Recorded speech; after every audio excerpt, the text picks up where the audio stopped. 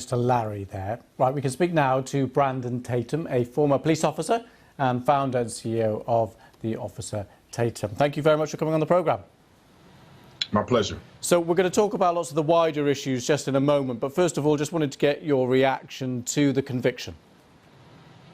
Well, first of all, I think most of what I heard on the broadcast all the way here is confusing to me. I think we're living in the twilight zone. This conviction, in my personal opinion, did nothing for our country. I mean, people are living a lie. I mean, this was one police officer, one person in the community. They found him guilty. This was the swiftest justice I've ever seen in my life. The day after the film came out, he was arrested. He was tried. 10 hours of deliberation, he was convicted. I'm not really sure why people are acting like this is monumental. Also, he did not get a fair trial, in my personal opinion. There was a lot of obstruction that happened. They paid the family out $27 million before the jury could be selected. I mean, they're going to have a case and appeal. So I don't know why people are celebrating, and I don't know why this is such a big focal point, other than people are making money off of the pain of people in our country. So you're objecting firstly to some of the things that happened around the trial, which now that there is a conviction, I think we should probably park that. But secondly, you're upset that there's a amalgamation here of a wider sense of a landmark case and this one specific court case. Yeah, this is not a landmark case. I think this is a political agenda.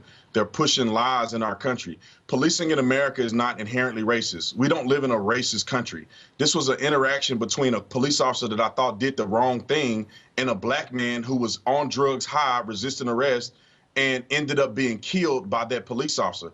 That's as simple as it can be. The president of the United States got out and made a fool of himself trying to promote racism in a simple police encounter that the officer got convicted on. So you reject President Biden's comments about systemic racism and it being a stain on the whole nation?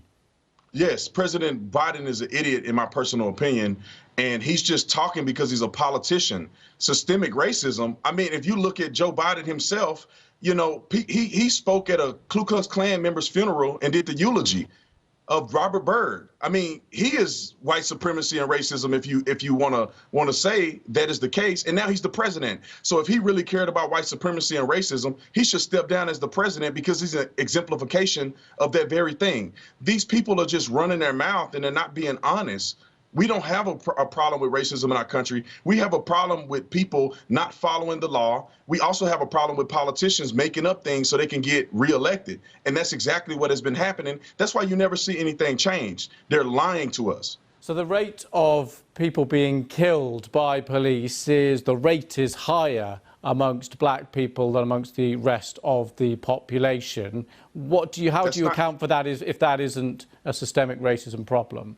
Yeah, first of all, that's not true. Twice as many white people go killed by police every year. Twice as many white people go killed unarmed by police every year. You just don't see it. There's a gentleman named Tony Tempa. I guarantee you anybody watching me have no idea who Tony Tempa is. Tony Tempa was murdered in the same fashion that George Floyd was killed. But because he was white, we don't hear about it and nobody cares about it. Nobody's talking about police reform when he was suffocated and killed, but they only talk about it because George Floyd is black. Black people commit over half of violent crimes in this country and only make up 13% of the population.